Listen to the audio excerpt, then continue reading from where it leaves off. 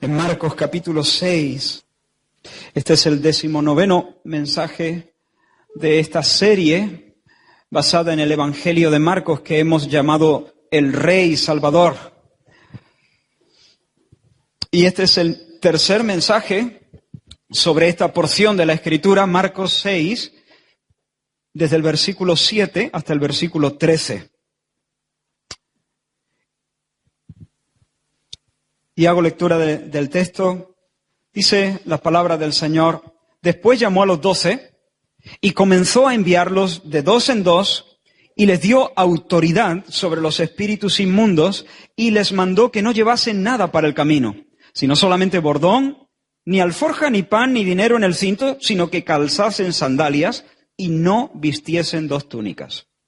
Y les dijo: donde quiera que entréis en una casa, posad en ella hasta que salgáis de aquel lugar. Y si en algún lugar no os recibieren ni os oyeren, salid de allí y sacudid el polvo que está debajo de vuestros pies para testimonio a ellos. De cierto os digo que en el día del juicio será más tolerable el castigo para los de Sodoma y Gomorra que para aquella ciudad. Y saliendo predicaban que los hombres se arrepintiesen y echaban fuera muchos demonios y ungían con aceite a muchos enfermos y los sanaban. Hasta ahí la lectura. La predicación de la palabra es una responsabilidad muy grande, porque entre otras cosas, los que predican debemos ser conscientes de que el Señor nos exige que nuestras vidas se acomoden a la verdad que proclamamos. Al que se le da, también se le demanda. Por eso quiero iniciar, pensé hacer este repaso leyendo una oración que brota de los mensajes anteriores, una oración personal. La oro también por vosotros y pido que también vosotros la oréis por mí. En base a este texto, escribí esta oración. Señor, me impresiona verte gemir al ver la gente y aligerar tus pasos hacia las villas. Quisiera latir a tu ritmo. No dejes que juegue mientras se libran las batallas. Regálame un corazón que ame al punto de correr derecho hacia la brecha. Señor, me mandas a un campo demasiado ancho.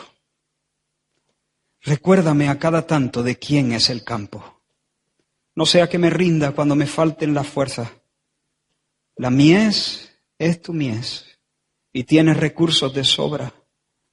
Enséñame a trabajar sin depender de mi aguante, sino de tu gracia siempre fresca. Sé mi pastor en medio de las fieras. Y al servir en tu nombre, hablando, dando, acompañando, deja que sienta día tras día el peso del honor que me concede al llamarme a tus filas y dejar que porte tu bandera. Dame la gracia de hablar el Evangelio tal cual es, sin artificios, sin limar sus aristas para que no sangren los orgullos. Dar la noticia, demandar la respuesta, ya sea que los oyentes aplauden o tiren piedra. Y extiende tu mano, Señor. Confirma la palabra de tu siervo con milagros. Que los hombres vean que eres bueno y capaz, que te reconozcan Rey y corran al amparo de tu reino. Amén. Que sea en tu vida así, que sea en mi vida así. Ahí vamos en el proceso de ser transformados a semejanza de nuestro Maestro y de nuestro Señor. Nos quedan algunas consideraciones que hacer en este texto y quisiera que pudiéramos meditar en los minutos que tenemos por delante en dos cuestiones. La primera es un asunto metodológico. La segunda son instrucciones acerca de la conducta que el Señor demanda de sus discípulos. Dice que después los llamó y los comenzó a enviar de dos en dos. Esa es la cuestión metodológica. De dos en dos. Ahora, una pregunta. ¿Acaso no habría sido más práctico mandarlos individualmente? ¿La mies no es mucha y los obreros son escasos? Pues si los mandas de uno en uno, en lugar de cubrir 6 villas de una vez, cubres 12 villas de una vez. ¿No te parece? ¿No sería más sabio? ¿La urgencia no demanda que se manden a los obreros por separado?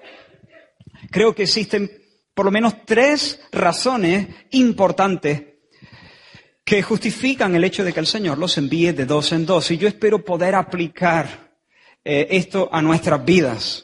En primer lugar, el Señor los envía de 2 en 2 porque en el compañerismo cristiano, porque en el compañerismo, sobre todo en el contexto de la misión, bueno, he dicho una redundancia, el compañerismo cristiano necesariamente es compañerismo en la misión. Hay una fortaleza que no está disponible cuando andamos como llaneros solitarios. Hay una fuerza extra en la comunión cristiana, en el compañerismo, en la vida de equipo. Dice Eclesiastés 4, del 9 al 12, mejores son 2 que 1, porque tienen mejor paga de su trabajo. La Nueva Versión Internacional lo traduce así, porque obtienen más fruto de su esfuerzo. Algunos llaman a esto sinergia, donde se nos dice más o menos que 2 fuerzas trabajando juntas consiguen más que la suma de ambas fuerzas por separado.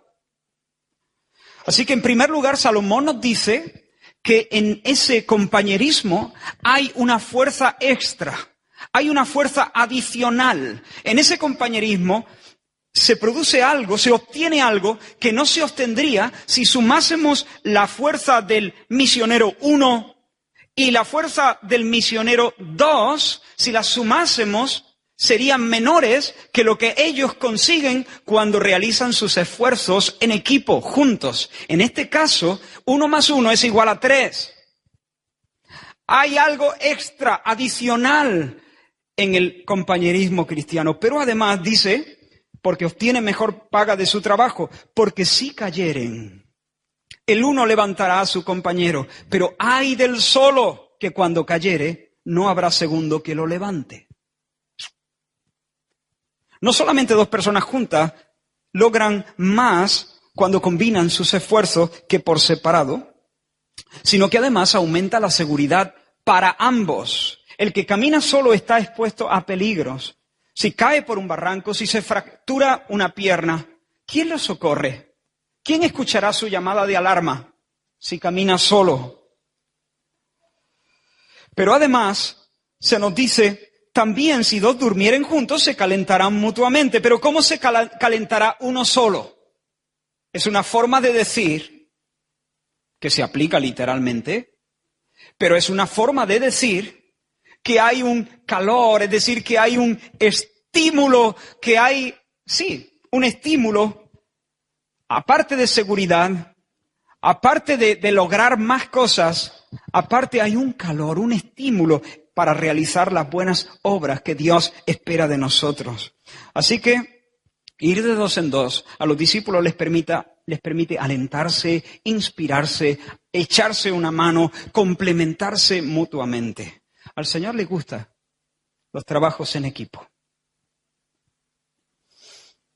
De hecho, más adelante, no solo en esta situación, más adelante, Él, en las primeras etapas de la misión a los gentiles, Él vuelve a utilizar el mismo modus operandi. ¿Se dice así?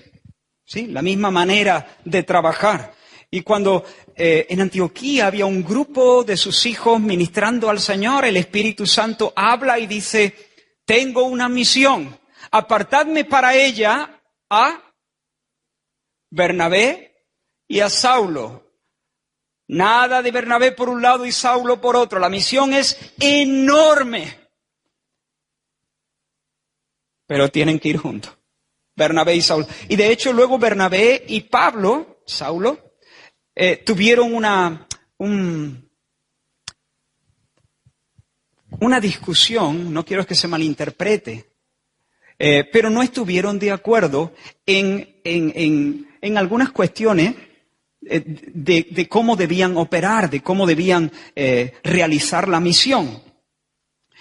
Recordáis que Bernabé quería llevar a Juan Marcos y Pablo no quería llevar a aquel, Juan Marcos, que les había abandonado en un momento difícil, en un momento concreto del viaje misionero. Y dice, hubo tal desacuerdo entre ellos que se separaron el uno del otro. Bernabé por un lado y Saulo por otro. Pero mira lo que dice. Bernabé, tomando a Marcos, navegó a Chipre. Pablo, escogiendo a Silas, salió encomendado por los hermanos.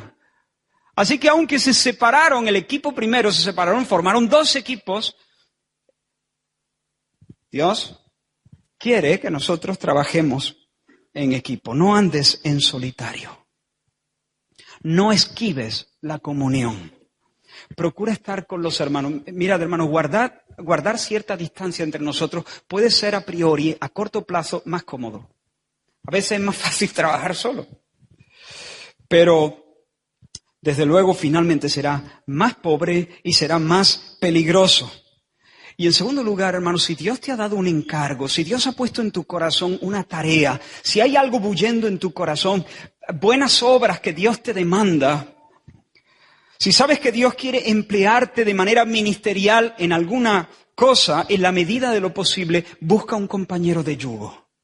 Busca a alguien que pueda ir contigo, alguien que pueda avanzar contigo, alguien que te pueda recoger si caes, a quien puedas defender tú también en un momento de necesidad. Hasta Jesús en su momento más crítico, ¿recordáis? En el huerto de Getsemaní, buscó un equipo de intercesores y les dijo, venid vosotros, los demás dormían. Estos también se quedaron durmiendo. Pero el punto es que los buscó a 3 y les dijo, venid separados del grupo, velad en oración. Yo voy a estar más para allá orando, pero vosotros no dejéis de orar. Buscó compañeros en esa hora de mucha presión. En segundo lugar, así que la primera cosa es que hay una fortaleza en la comunión cristiana. Esa es la primera razón por la que pienso que envía de 2 en 2 a los misioneros. La segunda razón, hermanos, es que el compañerismo de esos misioneros estaba destinado a ser un testimonio adicional que adornase el mensaje. A ver si puedo explicarlo. ¿Quién cayó con quién? Pedro con... No lo sabemos, la Biblia no lo dice. Pero a mí me gusta imaginar, por lo menos a una pareja.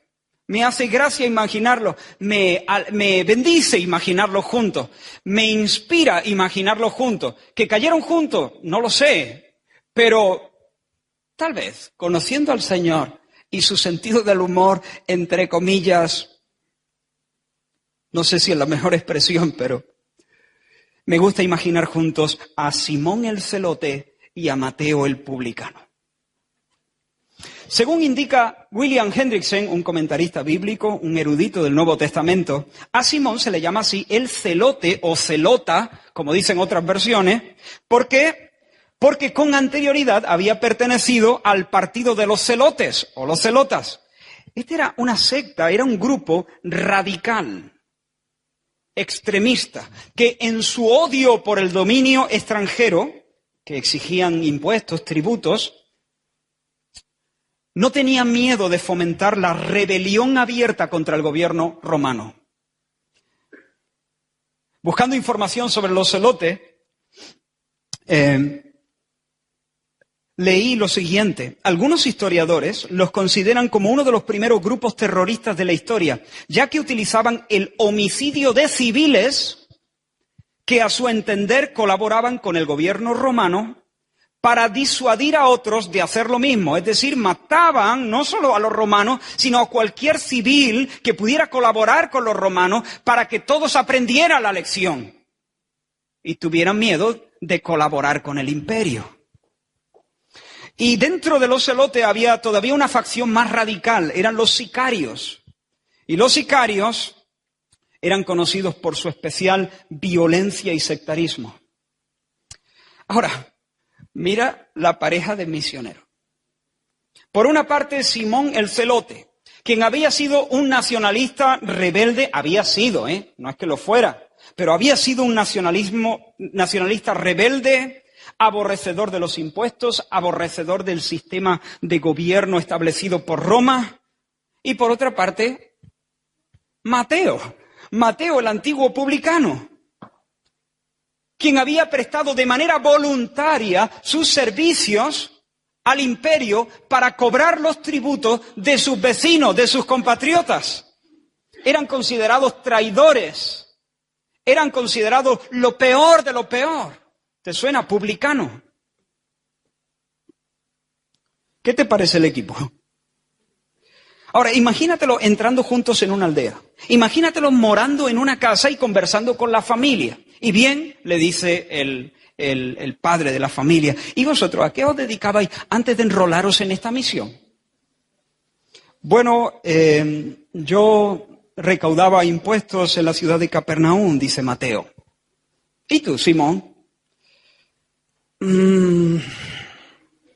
Con un poco de apuro y sintiendo una punzada de vergüenza, yo me dedicaba a partirle las costillas a personas como Mateo. Es que pertenecía a la secta de los celotes. No. Sí, me estáis tomando el pelo. No, en serio. ¿Tú eras publicano? ¿Tú eras celote? No. Sí, así es.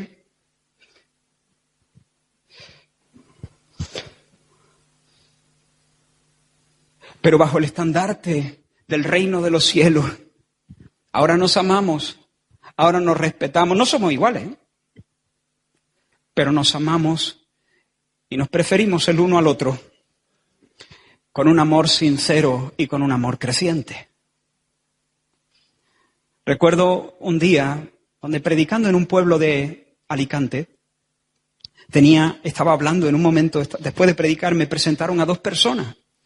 Y estaba hablando con ellos y fui muy consciente, no solo de la gracia del Señor, sino del poder transformador del Evangelio. Fui especialmente consciente de la potencia del mensaje que predicamos, porque a mi derecha o a mi izquierda, no sé, a un lado yo tenía al líder de la zona de los Latin King, una banda, creo que es ecuatoriana, pero bueno, latina, violenta. Tenía varios cargos en su contra. La policía lo conocía de sobra, pero al otro lado tenía al líder regional, creo que era, o de la zona de los Ñeta. Bandas rivales.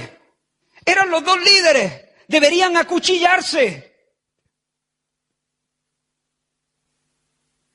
Y aquí los tenía yo hablando, contando cómo el Evangelio había transformado sus vidas. Y fui especialmente consciente, una vez más, del poder del Evangelio.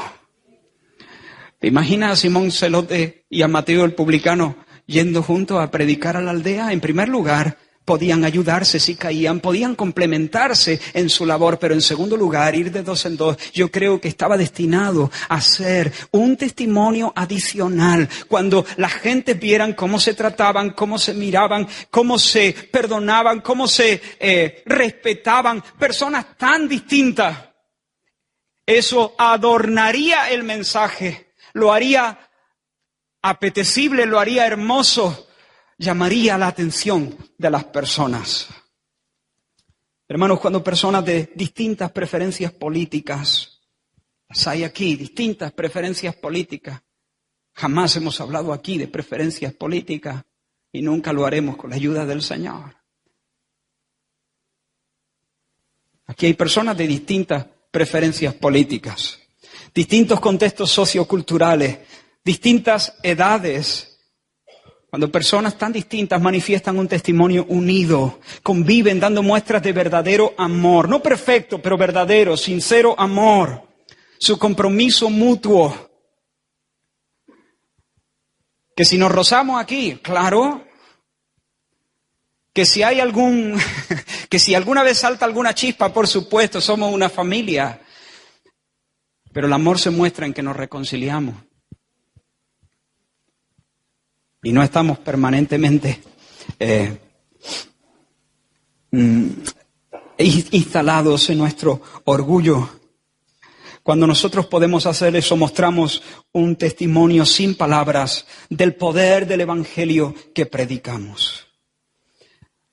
Le mostramos a la gente que no solamente somos portadores de un discurso religioso, sino de una verdad que ha cambiado nuestras vidas y las está cambiando. Somos distintos y a veces trabajar juntos es más complicado que trabajar en solitario. Aquí hay Mateos y aquí hay Simones. Es una manera de hablar, ¿eh? ¿No? ¿Y qué vamos a hacer? Bueno, venga, vamos a hacer una cosa. A la izquierda los Mateos, a la derecha los Simones, no sea que salten chispas. No, hermano. No vamos a recomendar una distancia prudencial entre ambos, sino que vamos a pedir al Señor que siga quebrando nuestro orgullo y que siga dándonos su mente. Y nos vamos a mantener juntos, amándonos, prefiriéndonos unos a otros, considerándonos para que así el Señor muestre delante de todos los que quieran mirar la belleza y el poder del mensaje de la cruz. Ahora, dejadme aplicar esto de una manera particular a una unión que es muy singular, que es de hecho la relación humana más íntima y más sagrada, la relación del matrimonio. ¿Qué testimonio pueden dar al mundo dos creyentes que se divorcian? El ruido de su ruptura será tan enorme y tan desagradable que ahogará sus palabras. Ahora, no estoy hablando de los casos en los que uno de los cónyuges da muestras de no ser un verdadero creyente. No estoy hablando de esos casos donde finalmente se descubre que uno de ellos no es un discípulo del Señor, sino un hipócrita. Es simplemente un religioso. Ahí no hay mucho que hacer, porque si el incrédulo se marcha, Jesús no es su Señor, el Evangelio para él no es vinculante, ¿qué se puede hacer? Pero sí me estoy refiriendo a dos personas que verdaderamente confiesan su lealtad al Señor. Dos personas que realmente se confiesan cristianos, dos personas que se confiesan discípulos de Cristo, no pueden jamás divorciarse porque están yendo en contra completamente del Evangelio de la paz. Si el Evangelio no es el Evangelio de la paz, si el Evangelio no es el Evangelio de reconciliación, no sé qué puede ser.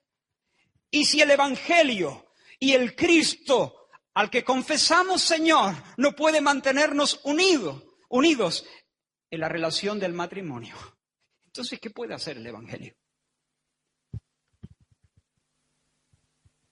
¿Cómo podemos ser embajadores? ¿Cómo podemos ser ministros del Evangelio de la paz? ¿Cómo podemos representar al príncipe de paz?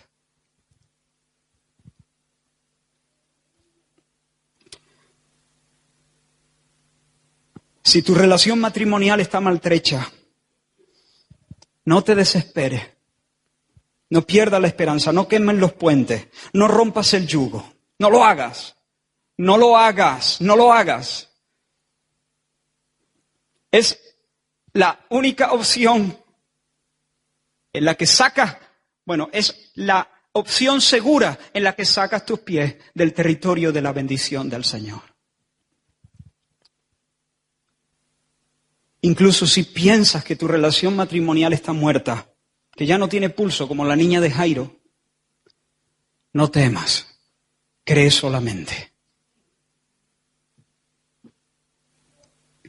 En mayo vamos a dar un curso para matrimonio, pero no esperes hasta mayo. Busca al Señor, busca el consejo de la palabra de Dios, busca hermanos maduros que puedan ayudarte, clama, grita,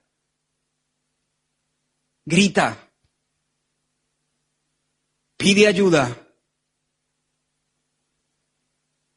férrate al Señor. Ahora, la tercera razón. Hemos dicho que es la fortaleza del compañerismo, es la primera razón. La segunda razón es la que acabo de mencionar, dar un testimonio adicional de la belleza y del poder del Evangelio al ver el testimonio de amor y de unidad entre los misioneros que trabajan en equipo. La tercera razón es una razón de tipo más formal, digamos. En el Antiguo Testamento Dios establece que un testimonio contra alguien solo es válido si es presentado por al menos dos testigos. La palabra de uno no valía, pero la palabra de Dios afirmaba una cosa. La palabra de dos, afirmaba una cosa y tenía un peso que no podía ignorarse. Por ejemplo, en Deuteronomio 19 dice, no se tomará en cuenta a un solo testigo contra ninguno en cualquier delito ni en cualquier pecado. En relación con cualquier ofensa cometida, solo por el testimonio de 2 o 3 testigos se mantendrá la acusación. Y este principio también se menciona en Mateo, en el Nuevo Testamento. Mateo 18 dice, mas si no te oyere, hablando de esa operación rescate para rescatar al hermano que se desvía, que ha pecado, si no te oyere, toma aún contigo a 1 o 2. Para que en boca de 2 o 3 testigos conste toda palabra. O en Juan capítulo 8, cuando Jesús está discutiendo con los líderes judíos, él dice, y en vuestra ley está escrito que el testimonio de 2 hombres es verdadero. Y es ahí cuando Jesús dice, yo doy testimonio, pero no solo yo doy testimonio, Juan dio testimonio de mí, el Padre da testimonio de mí, las obras que yo hago dan testimonio de mí, las escrituras que vosotros tenéis dan testimonio de mí. No estoy presentando mi testimonio solo, hay muchos testigos. Así que ir de 2 en 2 le permitían a los discípulos cumplir este requisito. Por una parte obtienen compañía, ayuda, estímulo, protección, por otra parte adornan el mensaje, pero además presentan un testimonio formal que debe tenerse en cuenta. Delante de cualquier foro, delante de cualquier tribunal, no presentan su verdad, una verdad subjetiva. Bueno, mirad, esta es nuestra verdad. No es nuestra verdad, esta es la verdad. Y por boca de 2 testigos la establecemos para que vosotros la tengáis en cuenta y no la ignoréis. Ahora, el punto es que hablan como testigos. Este es el contexto, del testimonio en un, entre comillas, tribunal. Hablan como testigos, no como abogados. El abogado puede defender una causa con argumentos de la que él no ha participado. ¿Estuviste allí? No. Pero me he informado bien y ahora presento mi alegato. Pero el testigo es diferente. Un testigo no es un abogado. Si a alguien que viene como para ser testigo le preguntan, ¿estuviste allí? Y él dice, no, queda descalificado en ese momento. Hermanos, el punto que quiero aplicar a nuestras vidas es que nosotros no tenemos libertad de hablar cualquier cosa. Ya lo dijimos en el mensaje pasado. Nosotros no tenemos libertad para hablar de nuestras experiencias subjetivas y de nuestras historias. Nosotros tenemos un mensaje que se nos ha dado y tenemos que entregar sin matices, sin recortes. Pero tenemos que hacerlo no como abogados. Tenemos que hacerlo como testigos. Tenemos que asegurarnos que nosotros estamos saboreando realmente las realidades que predicamos, que las hemos vivido. Hablamos de un rey que salva. Y tenemos que asegurarnos que cuando predicamos no hablamos como un abogado, sino hablamos como alguien que ha experimentado la bondad de ese rey que salva y la salvación que ese rey otorga. A veces nuestro testimonio es un poco soso. ¿Y sabéis por qué? Porque hemos dejado de saborear. No es que no hemos tenido la experiencia, pero a veces está tan distante, está tan cubierta por cosas, preocupaciones, ansiedades, está tan lejana, se percibe con tan poca intensidad. Hemos dejado de saborear la dulzura, hemos dejado de saborear la fuerza, hemos dejado de comprobar ese flujo de gozo dentro de nosotros. Y hablamos que parece que no han dado al play. ¿Me explico? Parece una grabación. Pero el salmista dijo, oh, vuélveme la alegría de la salvación, devuélveme el gozo de tu salvación y un espíritu noble me sustente. Entonces enseñaré a los transgresores sus caminos y los pecadores se convertirán a ti. Oh Señor, ayúdame a saborear estas cosas, a volverlas a recibir frescas. Oh Señor, experimentar tu salvación este domingo por la tarde, para que yo no hable como un abogado, sino que yo hable como un testigo de tu poder. Amén. Pasamos a la segunda parte y más corta, creo. Hemos visto acerca del método. ¿Qué hemos dicho acerca del método? Deben ir de dos en dos. ¿Por qué? Porque hay fuerza en el compañerismo cristiano. Hay una fuerza adicional. No vayas solo. Lo estoy diciendo por ti. No vayas solo. Busca compañeros de yugo.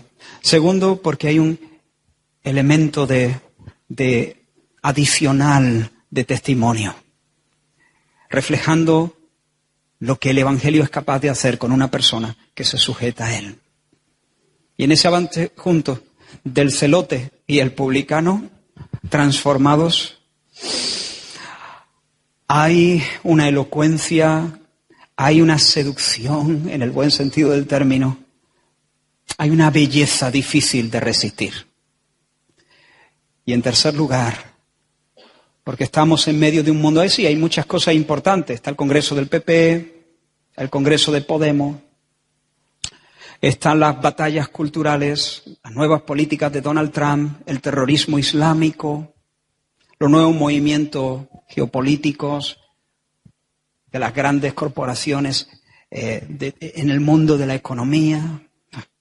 Pero la cuestión fundamental es quién es Cristo. ¿Y qué vamos a hacer al respecto? Esa es la cuestión fundamental. Y nosotros no estamos para dar nuestra verdad, sino un testimonio de la verdad que sea auténtico, que sea legítimo, que sea veraz. Y tenemos que hablar como testigos. Ahora, la conducta. ¿Cómo deben comportarse? Los misioneros tienen un mensaje divino, tienen una dignidad y han recibido la gracia para hacer milagros, autoridad y poder. Ya saben que deben hacer la misión de dos en dos, pero además Jesús les instruye acerca de cómo deben comportarse. Deben comportarse de forma exquisita, como verdaderos embajadores del Dios de amor. Y quiero señalar tres marcas distintivas de la conducta de los misioneros. En primer lugar, deben ofrecer un servicio altruista, generoso, sin buscar nada a cambio. Lo que dan, deben darlo gratis. Gratis. Marcos no nos dice nada de eso.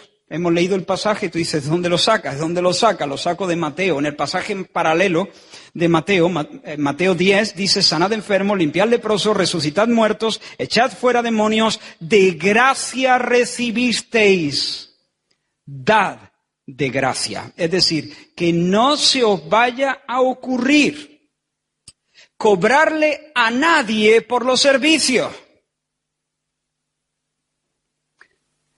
Limpiad leprosos, resucitad muertos, sanad enfermos, evangelizar, dad la noticia de que el rey y el reino han venido y no cobréis ni un céntimo por eso. Yo os he cobrado a vosotros, habéis recibido de gracia, ¿no? Le dice Jesús a sus discípulos. Lo que tenéis lo habéis recibido de mí y lo habéis recibido gratis. ¿Habéis sido bendecidos? Pues ahora os toca bendecir, no comerciar. Así que la misión, la labor de los discípulos, de los apóstoles, tenía que ser de carácter altruista. Deben salir, deben empeñar sus fuerzas, deben sacrificar su tiempo, deben sacrificar sus intereses personales y deben hacerlo sin buscar nada a cambio, sin pedir nada a cambio. ¿Tú te imaginas la escena que allí van Pedro, por ejemplo, con Judas, digamos, Judas Iscariote y Pedro? Y Judas le dice, oye Pedro, ¿te has fijado la cantidad de gente en el momento que sanamos a aquel? Se nos ha llenado esto de enfermos. ¿Tú te imaginas que, oye, lo mismo? Claro, él era el tesorero, ¿no? Él dice, lo mismo si cobramos 5 euritos. 5. Hombre, 5 por las enfermedades comunes. Si hay una enfermedad mortal, pues podíamos subir a 10, digamos, para no abusar. Pero tú te imaginas, esto a la gente no le cuesta. Esto no supone un esfuerzo para nadie y para nosotros puede ser una bendición porque podríamos hacer un montón de cosas más con este dinero. Sería para el maestro, por supuesto. ¿Tú te imaginas la escena?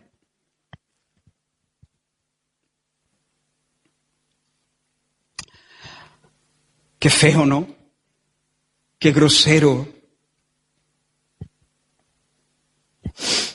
Hermano, quiero hacerte una pregunta. ¿Has sido bendecido por el Señor? ¿Eres consciente de la gracia que Él te ha dado?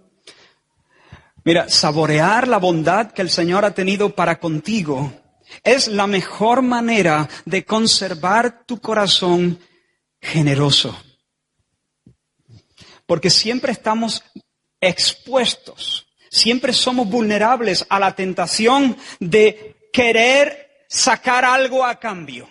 ¿Alguien es consciente de que nuestros corazones están expuestos a esa tentación? ¿O alguien aquí dice, no, yo no? Yo soy completamente generoso. Soy la generosidad pura, sin mezclas.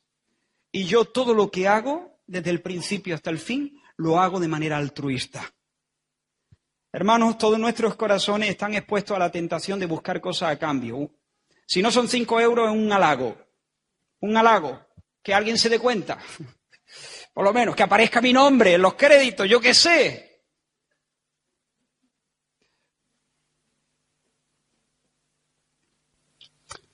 Ahora, hermanos, tenemos que guardarnos de eso. Es una labor ardua, pero el Señor está con nosotros. Tenemos que guardarnos de eso, que al final es mezquino. ¿Nos cobró algo el Señor a nosotros? De gracia hemos recibido. Tenemos que guardarnos y para eso no te estoy pidiendo que te pongas piedras en los zapatos y salgas caminando de aquí a casa diciendo no buscaré cosas a cambio, no buscaré cosas a cambio, trabajaré con generosidad, mi servicio será altruista. No te estoy pidiendo eso, te estoy pidiendo que vayas a casa y te encierres en un lugar tranquilo con Dios y con tu Biblia. Y cuando el Espíritu Santo te abra los ojos una vez más para comprobar la bondad que el Señor ha tenido contigo, cuando saborees la gracia serás agradecido. Y al ser agradecido, eso te mantendrá a tono para no caer en el mezquino, en la mezquina tentación de andar en busca de pequeñas recompensas. Si uno se ve como un tizón arrebatado del incendio, el corazón de uno estará más inclinado para dar sin pedir nada a cambio. ¿Has recibido? Da. ¿Has recibido gratis? Dalo gratis.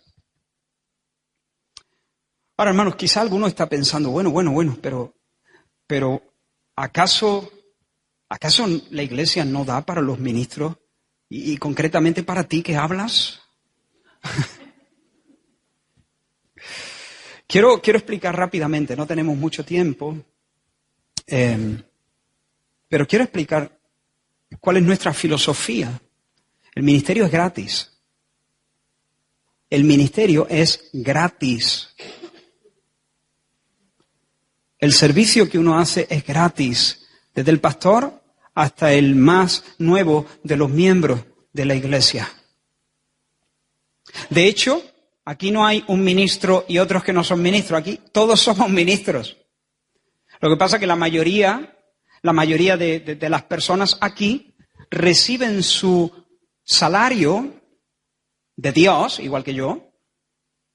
¿O de dónde recibes tu salario? De Dios. ¿De dónde lo recibe? De Dios. A través, no de la iglesia, sino de alguna empresa o de alguna organización, de algún estamento distinto. Esa es la diferencia. Pero todos servimos porque todos somos ministros. Pero en la mayoría de los casos tú recibes de Dios tu salario por otras vías. Y tu ministerio, tus labores son distintas a las labores que se me encargan a mí. Pero no es más ministerio el mío que el tuyo. Si tú enseñas en un colegio, como Antonio, ahí estás sirviendo al Señor y a su prójimo, en un ministerio de todas. Aquí no hay diferencia entre lo secular y lo sagrado. ¿Qué es más sagrado, predicar aquí o enseñar en el salón el lunes? En el salón de clase el lunes. ¿Qué es más sagrado?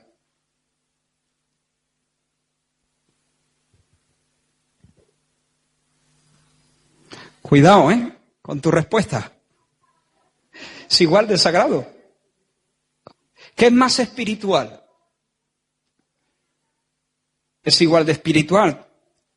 Ah, bueno, pero tú dices, pero Antonio enseña religión, Israel. Eso no es verdad. Vale, pongamos, digamos, Liz. ¿Estás por aquí?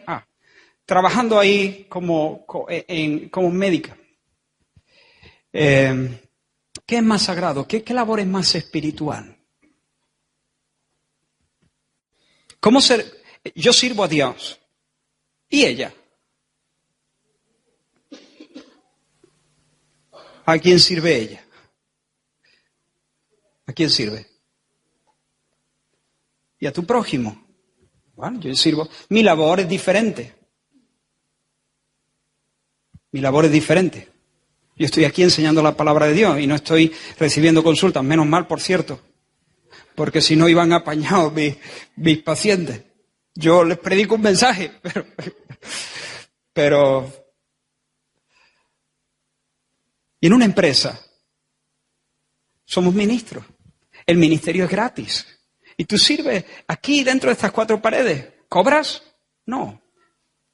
El ministerio que yo hago es gratis. Ahora, eso sí, la iglesia, en algunos casos, demanda o pide que algunas personas se concentren todo su tiempo, concentren todas sus fuerzas en dedicarse a la labor de enseñanza, labor de predicación y de cuidado pastoral y de organización y presidencia dentro de una congregación local. Y en este caso, la Iglesia pide que reconociendo el llamamiento de Dios, la Iglesia entonces es coherente y entiende que las personas no se alimentan del aire y que las personas tienen familia, en este caso yo, y por lo tanto aportan para que esa persona no tenga necesidad de buscar el pan y enredarse en otras cosas que minarían su fuerza y limitarían su tiempo.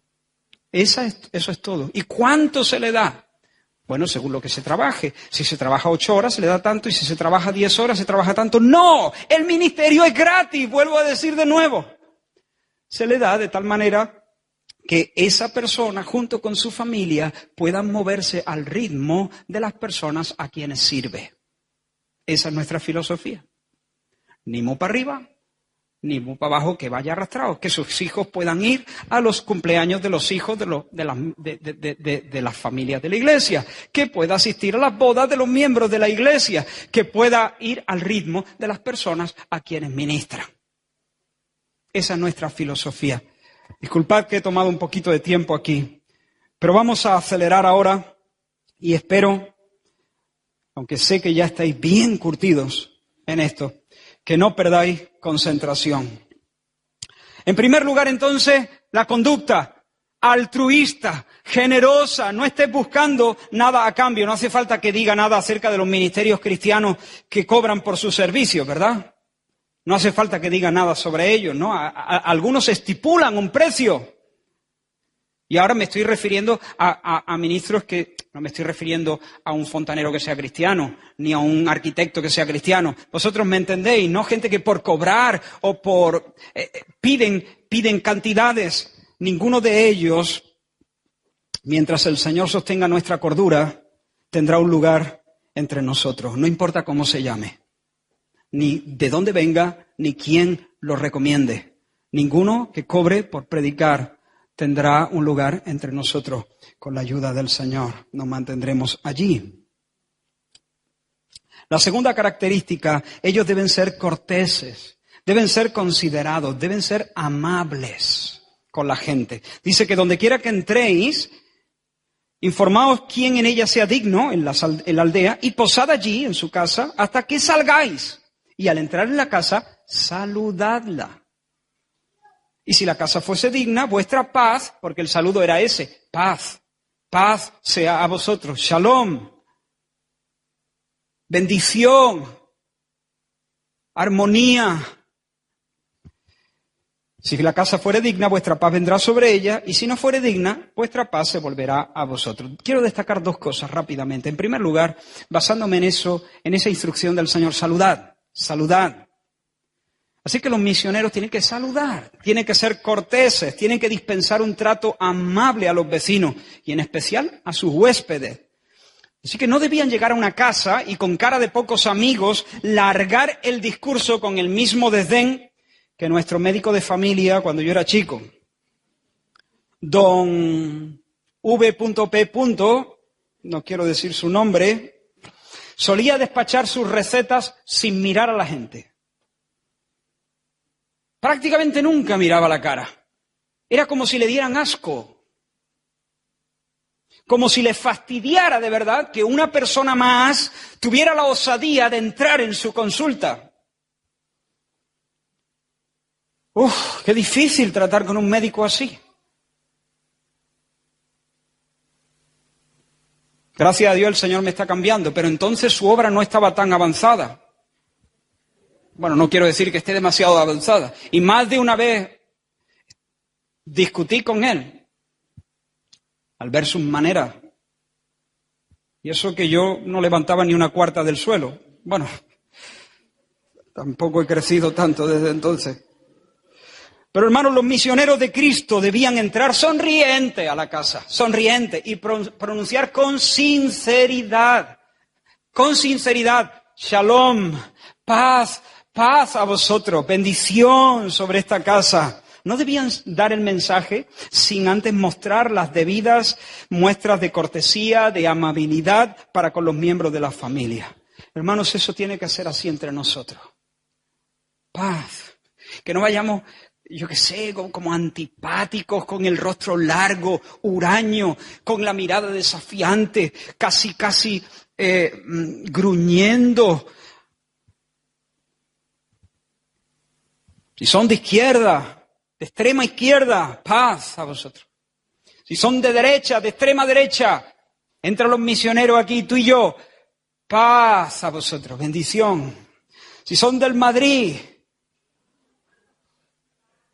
paz a vosotros. Si son del Barça, paz a vosotros. Si son blancos, paz a vosotros. Si son negros, paz a vosotros. Ateos, paz a vosotros, bendición, bendición. Musulmanes, brujos, animistas, ricos y pobres, patrones, empleados, abusados, abusadores.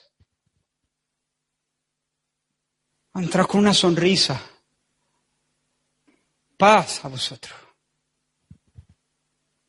A quien no le importa ni la casa ni los que viven en ella, no pueden ser buenos mensajeros del Evangelio. Antes de V.P. Don V.P. La doctora que nos atendía era muy distinta, doña Teresa. Aquí sí digo el nombre. Y valga esto como un pequeño tributo a nuestra médico de familia. Doña Teresa miraba a los ojos y sonreía. Y uno salía de la consulta con una receta y el feliz sentimiento de que tu vida y tu salud importaban. Así que, cuando demos testimonio de Cristo, seamos doña Teresa. ¿Vale? Amén. Pero además, no podían ir de lugar en lugar. Donde poseéis, quedaos ahí hasta que salgáis de esa aldea. No os cambiéis de casa. Y tú dices, ¿y por qué? ¿Y por qué? Bueno, hermano, aquí hay que entender algo que tenía una fuerza cultural muy importante. Las normas sociales, las costumbres sociales en cuanto a la hospitalidad eran un poco distintas a las nuestras. Y en ese contexto social,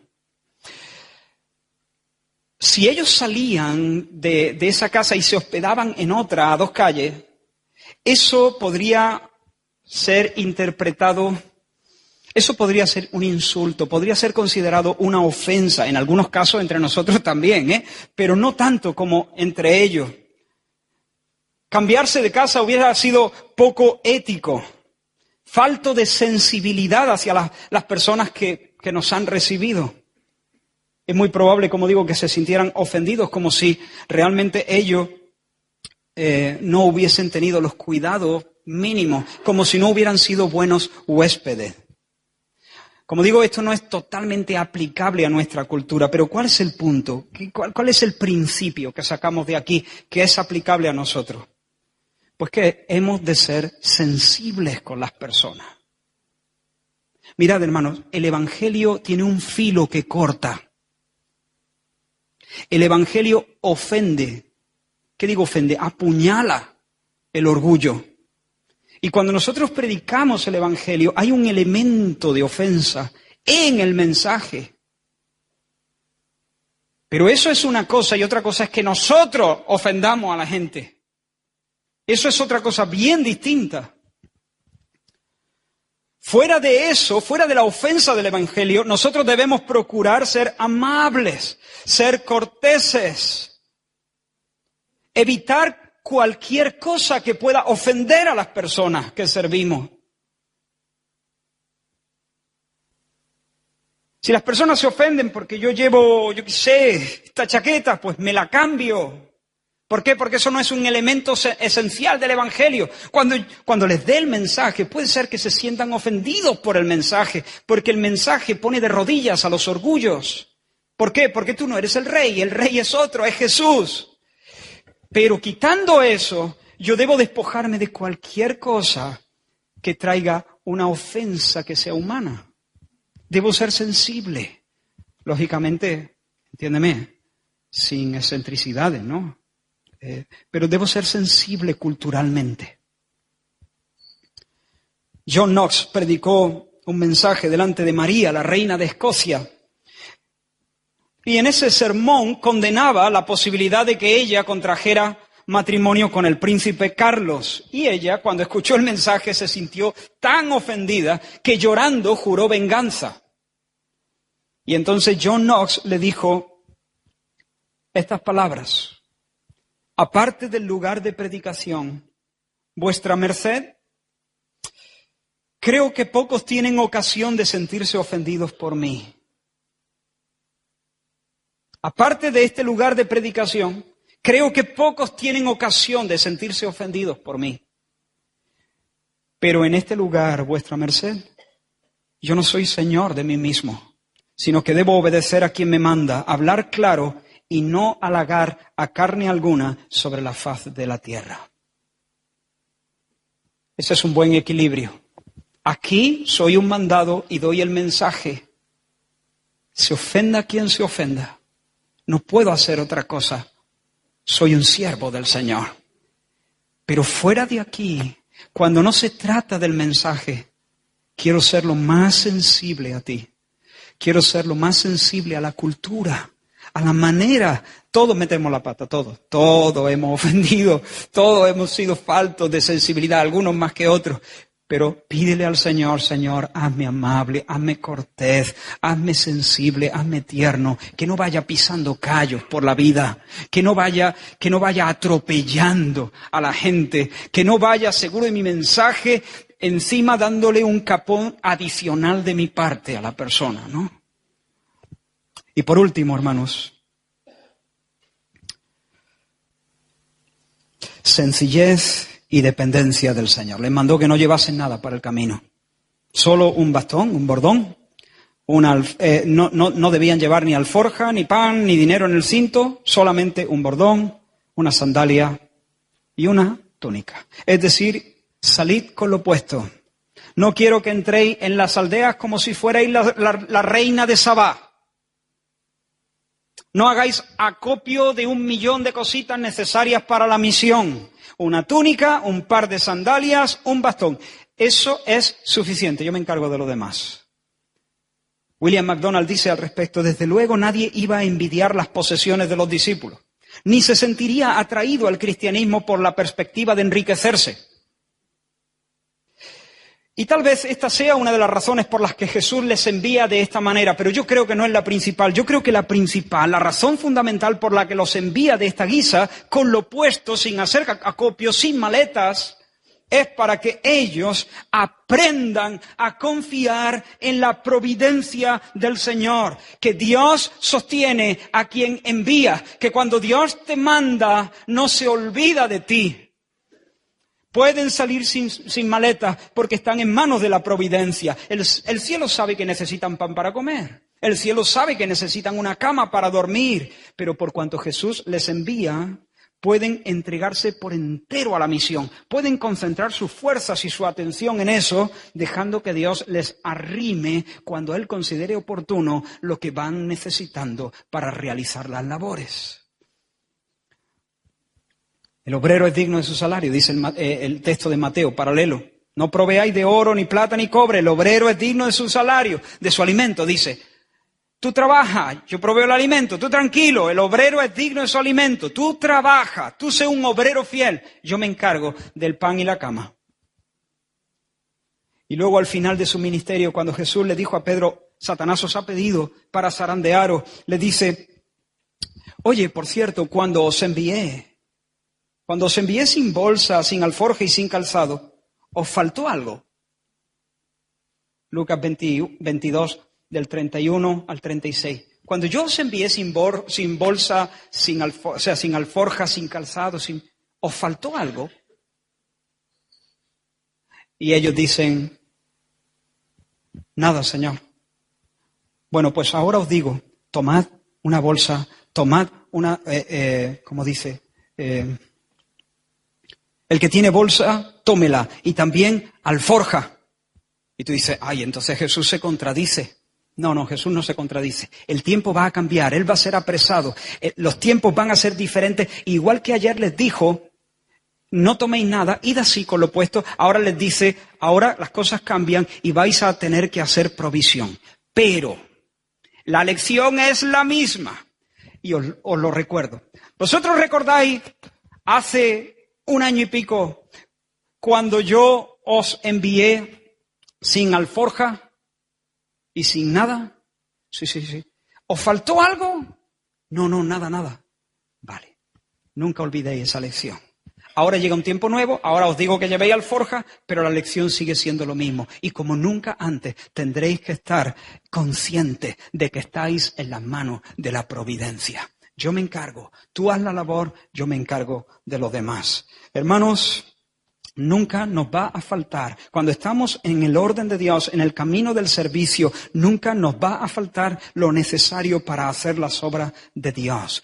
No esperes a ponerte en marcha cuando hagas acopio de todo lo que necesitas para los próximos 10 años de servicio al Señor. Hay personas que nunca se mueven porque quieren asegurarse, quieren llevarse un montón de maletas, quieren asegurarse la despensa, el futuro, antes de dar un pasito en la voluntad de Dios. No, hermano, la provisión del Señor te alcanzará mientras caminas por la senda de la obediencia. Mientras haces las obras, el Señor te arrimará lo que necesitas.